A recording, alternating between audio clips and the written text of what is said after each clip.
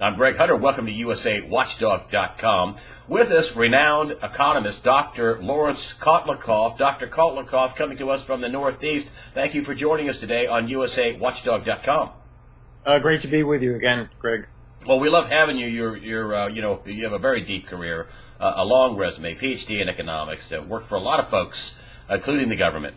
And you also do lots of consulting, and you just gave you're over in Europe recently, and giving a talk over there. What's going on in Europe? Because what happens in Europe doesn't stay in Europe; it can come over here.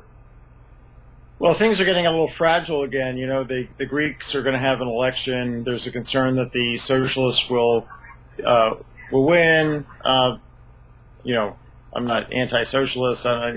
Neither of the parties has been fixing the problems over there, but there's a concern that Greece may default on its debt, in which case the banks which hold Greek debt, they may be. We don't know exactly what banks hold how much Greek bonds, but they could get into trouble, in which case they could fail, and you could have bank runs. And the concern is connected to the reaction that the other European Eurozone members would take. Germany seems to be fed up with Greece and doesn't seem to want to bail them out much longer, nor does it want to print money to bail them out. So just forgiving the debts is not something that the Germans and a lot of the German banks, as far as I understand, hold Greek bonds. So you have this same problem, which is that you have a country that's fiscally unsustainable, and they haven't really been able to get out from under that situation. And the banks, because they've been forced to buy government bonds, I imagine, I don't know for sure if that's the case, but that seems to be what's going on in a number of these troubled Eurozone countries. It sets up a situation where if the Greek banks were to fail, then you could have runs on other banks, like in Italy, in Spain, Portugal, and that could spread to other banks in other countries, including France and Germany. And so, if you remember the big to-do about the Cypriot banks that were the two Cypriot banks that failed, and they said they weren't going to pay off the depositors, that led to a major international panic. So you have this very small country with two relatively small banks. Just the potential of those banks failing and there being a bank run. In the end, the European Central Bank came in and bailed out the Cypriot banks so that the depositors, the small depositors, didn't lose their money. But that may not continue. The Germans are very concerned about inflation. There was an article in Der Spiegel, which is kind of the equivalent of I'm not sure we actually have it's like the Economist magazine for Germany, raising the concern about the European Central Bank printing too much money and leading to inflation. So the Germans have this, remembrance of very high inflation after World War I, hyperinflation at incredible rates, and they're very, very nervous about the European Central Bank printing money like crazy just to bail out these countries. So it's a tricky situation. And you think there could be, just from some small country like Greece, let's say the socialists win, and they say, we're going to restructure the debt, or we're going to default. Your choice, we're going to do something, but we're not paying all this money back. You're saying that there could be a daisy chain of defaults, not just in Greece, but in Italy, in France, in Spain, in Portugal, all over the Eurozone. Yeah, and it could also come to the U.S. We don't actually, we have what economists call multiple equilibria here. If everybody believes the banks are going to be solvent and they'll get their money out, that's fine. But if everybody starts to run on the banks, you want to run before they do, these other people, because you want to get your money out before it's all gone. So And then, of course, there are these declarations of deposit insurance. So the Greek government is claiming to be able to insure the Greek depositors, but that's really predicated on them being able to print money. But the Greek central bank can't necessarily print as many euros as it wants. It doesn't really ultimately have that authority. It's really the European Central Bank that is in charge of that. So if the European Central Bank says, no, we're not going to go with that, then there's no way that the Greek Central Bank can defend their private banks. Well, isn't Mario Draghi in a situation where he either prints money or they have defaults? I mean, aren't we about right there now? And then on top of that, well, let's just answer that question. Isn't he in a situation where he either prints money or they have defaults? That could happen. I mean, if the countries, including Italy, I was just recently in Italy and speaking to the economics minister there, and they're under a lot of pressure fiscally as well.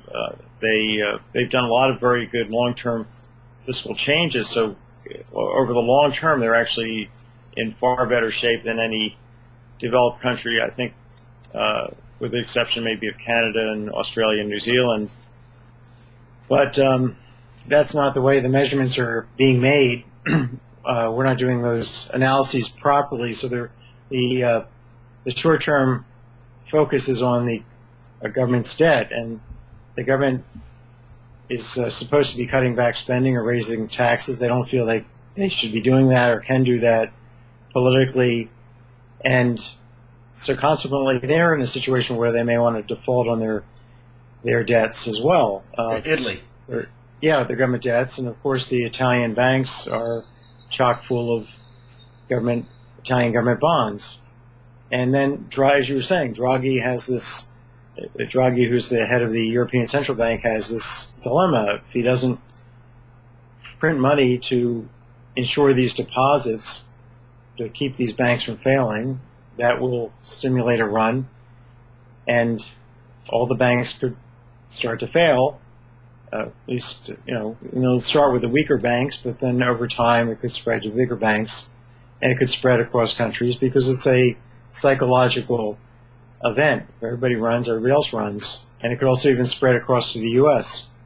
So all these banks are still highly leveraged. They're still in a situation where they don't have enough liquid assets to be able to cover big withdrawals from.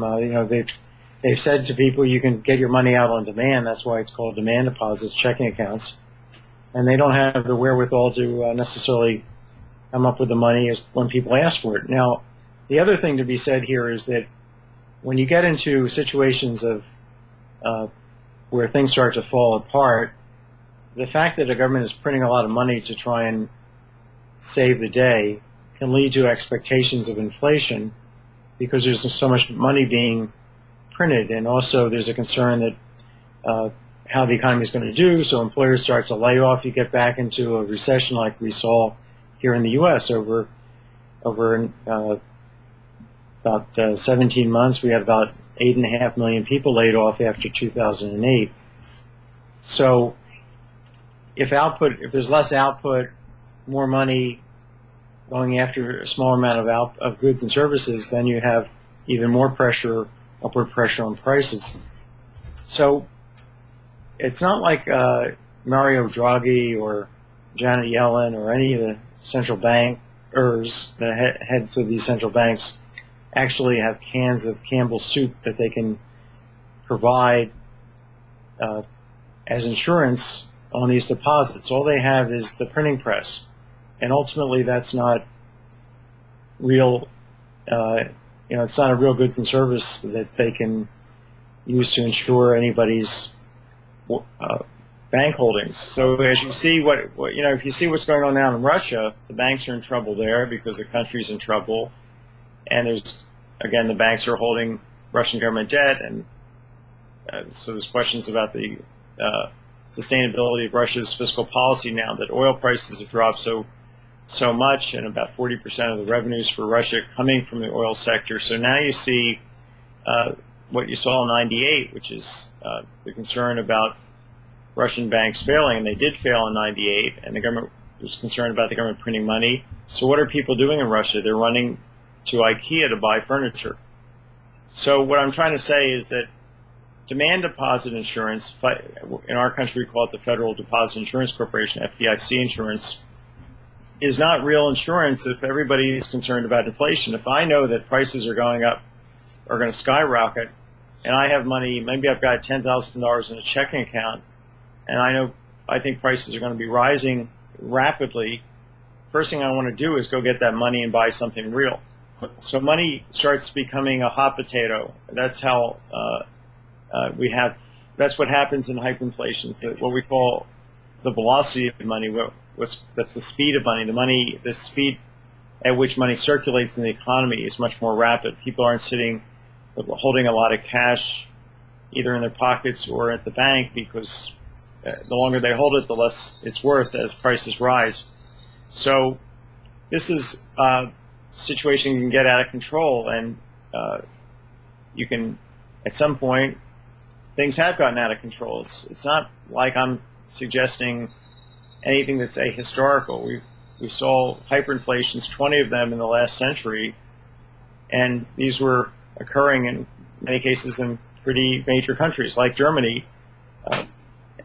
And it's ultimately connected to the fiscal situation not being sustainable and the need of countries, the desire of countries to get out from under their bills by just printing money. And we've seen this of late in the U.S. The U.S. has incredibly unsustainable fiscal policy, as you and I have discussed. We have a massive fiscal gap. So if you look at all the expenditures projected and all the taxes, there's a present value difference of $210 trillion. So most of our debts are off the books in the form of Social Security commitments, Medicare commitments, Medicaid commitments, defense spending commitments. So, and we're not collecting enough taxes to cover that. So we have a huge long-term problem that's, and in the short term, what we've been doing is printing money. Now, it hasn't produced much inflation, but since 2008, the Federal Reserve, our central bank, has been printing money at an unprecedented rate. And much of that money is just sitting in the coffers of our private banks as what's called excess reserves, but they could become the banks, if they start to be concerned about inflation, they will try and make some money on this money. They also don't want to hold the money and see it lose value, so they're going to try and lend it out, and that's going to put perhaps $2.5 trillion of money into the marketplace. It's now being held as excess reserves, and that could spur on even more hyperinflation, more inflation. So we have the basis for hyperinflation right here in our own country, given the policies that the Fed has been running. But Janet Yellen is someone who's, she's been terrific since taking office. She's stopped this policy gradually, but it's now come to an end of printing money. But the legacy of Ben Bernanke, who I highly respect, I mean, he's a friend of mine, and it's not something I'm trying to, ridicule in any way. He has his own views about what was done and what problems, how to deal with inflation if it takes off. But I differ with him about what might happen. I think what he did was highly risky, and leaving so much money, printing so much money over the last so many years. So, ultimately, the Fed is under a lot of pressure to print money when the when our Congress and administrations are not fiscally responsible. And they can say they're independent as long, till the cows come home. But in the end, if the government can't pay its bills and it starts to be in a position of having to default, there's enormous pressure on the central bank to print money and make it and ease the path. And that's what's happened. Is that where we are, default or print? I mean, over in Europe, over in America, either we default or we print because they sure aren't cutting back. Yeah, I mean, our economy is doing better. You know, we still have a lot of we just saw the employment numbers, and the unemployment rate is down, but also the labor force participation rate is at a very low value. I think it's around 63%, and certainly I think the lowest value maybe the last 20, 30 years. Almost 93 million people. I think 92.9 million no longer in the workforce, fresh 38-year lows. Right. How can the economy be good? How can the President Obama is going to come on and in a couple of weeks, a week and a half or so, and talk about State of the Union, and he's going to say the economy is doing great. And how in the world can you say the economy is doing great when you have almost a shade below 93 million people no longer counted in the workforce, where you have 60 some odd million people either on food stamps or on disability? And the disability fund, I hear, is got about 2 years of life left in it. How in the world? I mean, there might be a resurgence, a recovery on Wall Street, but there certainly isn't a real recovery on Main Street. I mean, some of the numbers out say that, they had a little bit better job number, but, incomes are down. So, I mean, and you're talking about the specter of hyperinflation. You're in the hyperinflation camp. You think that if things get out of control, we get hyperinflation, not deflation. I think things have already gotten out of control insofar as the amount of money that's been printed. I don't think anything really fundamental has been done in the U.S. or in Europe to address the structural issues. You know, if you think about the banking system is, I think, in riskier shape than it was. There's nothing fundamental in the Dodd-Frank legislation that I really see in terms of keeping us from having another potential, meltdown, a run on the banks that we had before. You're worried about a run on the banks. You're worried about people in Europe and in America. You're worried about the specter of a run on the banks is what keeps you up at night. Is that right? Yeah, I do worry about that. I worry about the fact that in the U.S. we have kind of no adult leadership from either party. We have a Social Security system that's, as you just mentioned, the disability fund is about to run out. Social Security is 33% underfinanced according to its own trustees report, which I wish the trustees would actually read and discuss. And if you look at Table 6F1, it's our entire fiscal enterprise is about 58% underfinanced. In other words, we need a 58% increase, immediate and permanent, in our taxes to cover all the spending that we have. Or cuts. Yeah. Or we need to cut. We need to raise taxes, or we need to cut it. And they don't want to cut anything, and they don't want to raise taxes. We've been through this with the what do you call it? The sequester. Yeah, $85 billion. They couldn't cut $85 billion. They couldn't raise $85 billion. That's just boop. Nope, no way. So yes, like a couple of children fighting over an apple on the playground. Yeah, but these are big numbers. I mean, you think about it. What would be needed if you just did it through spending cuts would be about a 38% cut in all expenditures apart from interest, immediate and permanent. So, people's Social Security checks would have to drop 38%. Their Medicare reimbursements would be 38% smaller. The president would have to have a 38% smaller, less expensive lunch. So the country is really broke. You see this in a lot of ways. I was talking to a friend of mine who's a top GI doctor at Brigham's Women's Hospital, which is one of the Harvard teaching hospitals here in Boston. He said that NIH, National Institute of Health, basic research funding has been flat for 8-12 years, a pretty long period of time. I forget exactly how many years in nominal dollars. So inflation is continuing to raise prices.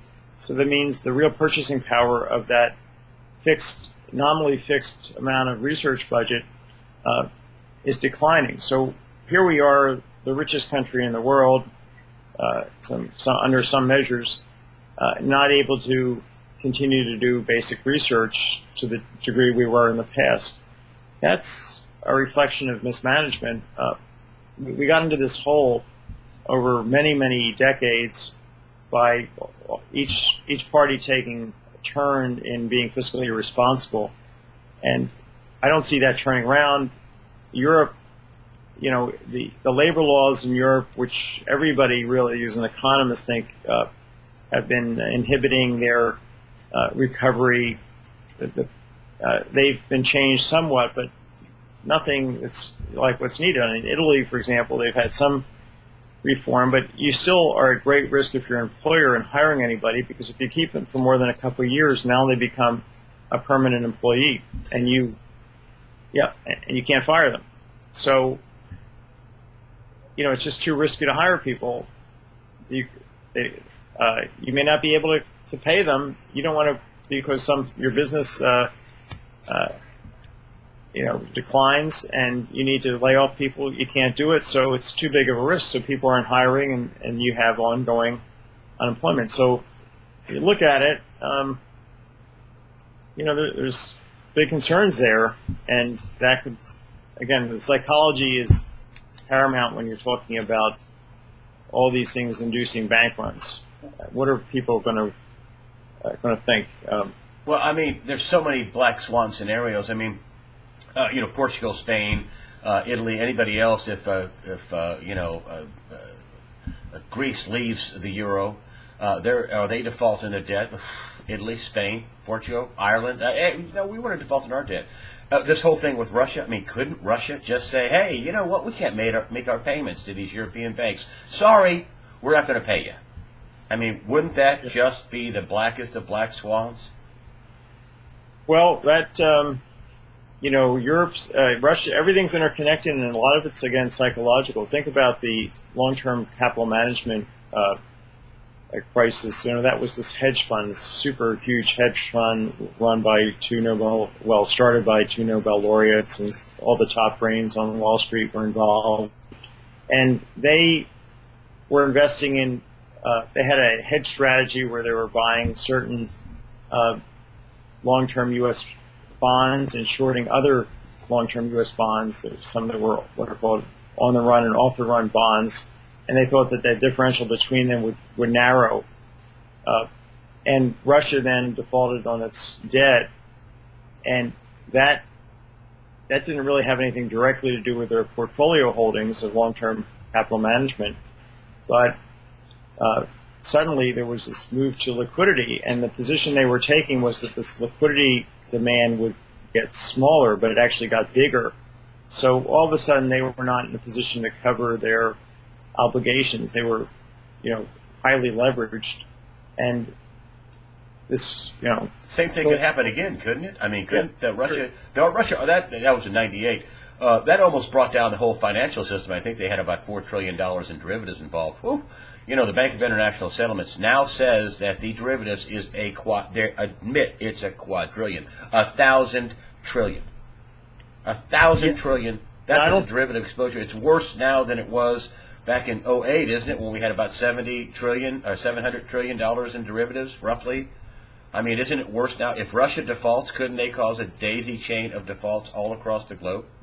Yeah, because the financial system is just as I said, there's been no fundamental reform. I wrote this book called Limited Purpose Banking, describing exactly how you can set up the financial system so that derivatives are perfectly safe and the banks are safe and they never fail. And there are ways to fix these things, but they're not being done. So, yeah, a daisy chain could arise. The key thing is, it's not like that Uncle Sam has a better handle on what these financial companies are up to. They didn't know what LTCM was up to, the magnitude of their positions. Nobody knew that. Nobody knew what Bear Stearns was really up to, or Lehman Brothers, or any of these big countrywide financial. All these companies. We had 17 major banks around the globe either formally fail or basically fail and have to be taken over or assisted or nationalized. This could happen again. Yeah, so the information is not there because it's just, we have no real revelation of what these entities are holding, what they have as assets and what they have as liabilities, because it's all faith-based banking. Another black swan, the plunge in oil prices. I mean, it was $100 a barrel or so, a little more than that 6 months ago, and now and it dipped all the way down to the 40s. It came back a little, I guess. I mean, the president was out, and I can't believe he basically admitted that, yeah, we manipulated the price of oil, and yeah, we did it to punish Russia. He didn't exactly say those words, but he was in an NPR interview, and that's what he intimated, that they manipulated the price downward because all Russia had was, oil in there, holding up their economy, I think was his words. And it's basically, a strategy. So they've got financial war going on. Wow, what could go wrong? My favorite saying. But on top of that, we could also have already shot ourselves in the foot because we have a lot of companies in trouble over here in America. And they provide a lot of employment. I mean, isn't that another? Are you worried about the big plunge in oil prices and its effect on all this energy sector debt and derivatives? Yeah, you could have banks that have made loans to these oil companies that could start getting into trouble if they're not sufficiently diversified. A lot of the employment, shockingly large fraction of the growth in jobs in the last few years has come from the energy sector. So certainly this is going to lead to a reversal of that, so we could have more unemployment. The short-term numbers, as we just talked about, are good in some ways, bad in other ways, but they could, things could, if this is the main engine of employment growth, what's going to take its place over the next year or two? As for the price of oil, I don't know exactly what the president said about. I doubt that he's publicly said that the U.S. went out systematically tried to reduce the price of oil. He said it was a strategy, and he said that it was on NPR. He said it was a strategy, and that they were putting pressure on Russia, and that only thing when you look at Russia, the only thing, this is about what he said. The only thing propping up there. I listened to the interview. The only thing, holding up their economy is the oil price. Shazam! 6 months later. Yeah, well, I guess I'd don't know. I'd have to see exactly what he said, but my view is that the international oil sector has so many different producers. We're talking about Venezuela, which has apparently the largest reserves of any country in the world. Saudi Arabia, we've got North Sea oil, you've got, and Russia, U.S., Canada. So I think it's very hard to hold cartels together. And if one of these parties tries to increase supply to lower prices, the other parties can reduce their supply. So the price of unless it's really a consortium of suppliers who systematically try to bring that price down in a by monopolizing the market in that manner, which is kind of not by jacking up the price, but by jacking it down. I think what I'm trying to get across here is that this may be more fundamental than some temporary thing to go after Russia. Well, somebody needs to tell the president that. You would think, yeah, and it has. If it is fundamental, it means that these prices, there's no reason to expect the oil price to go back up. Well, let's just go back to the jobs in the oil sector here in the U.S. I mean, could this be the perfect storm, 2015 shaping up? Greece is not looking good. Italy is near term not looking good. There's lots of debt in the Eurozone. Draghi's thinking about printing money. Russia's probably thinking about pulling the trigger on another default. Over here, the fracking industry is under pressure. Citibank and J.P. Morgan got, their derivatives covered with the latest budget proposal. I mean, if we start losing big amounts of jobs in the oil sector, isn't this going to be 2015 the perfect storm of financial black swans? There'll be a whole flock of them coming out. Well, I think the nature of a black swan is that these things are pretty much unpredictable because, but yeah, if you have enough kind of elements of bad news, people are getting sufficiently depressed. But there are good things. The fact that the energy costs are lower means that consumers have more money in their pockets, and they can. So people might view this historically low oil prices, energy prices have helped the economy. As long as your bank doesn't go under. Yeah, as long as you're a bank. So I don't want to. I'm not a forecaster, and certainly when you are trying to forecast people's psychology, that's extremely difficult. And so I don't know, but what I do know is that our country's broke. We're not taking any steps to fix the banking system, the Social Security system, the healthcare system. But fundamentally, the healthcare system has become bureaucratized and it's balkanized. There's no rationality. There's no overall government budget for this that can't potentially explode as it has in the past. The educational system has not really been fixed at the elementary and secondary levels.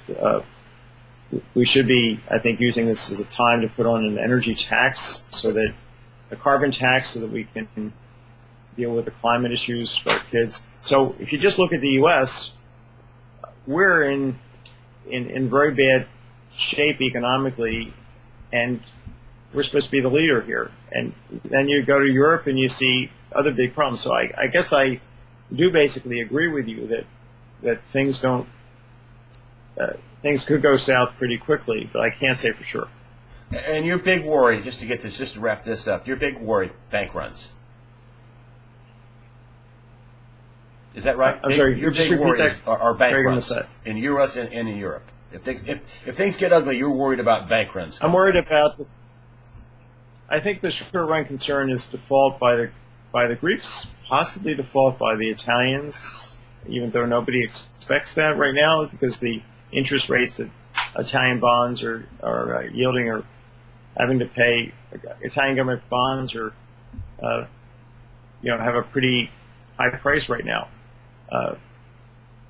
But so the market doesn't seem to expect a problem there. But we saw that in the past, as problems in Greece started heating up, and all of a sudden the Italian government bonds and Spanish government bonds started to fall in price, and interest rates went up. So I think Greece is a big concern. I think Italy's in a lot of short-term fiscal pressure that may lead to things that are unexpected there, and then you've got you've got Spain, which also has got deep unemployment. 25% unemployment in these countries. We're talking about depressions, not recessions, ongoing depressions in these countries: Italy, Spain, Greece, Portugal, and it's not turning around. And it's been years now. But Dr. Laurence Kotlikoff, thank you so much for coming on USAWatchdog.com. We really appreciate it. People love you. And thanks so much for coming on USA Watchdog. Really appreciate it. My pleasure.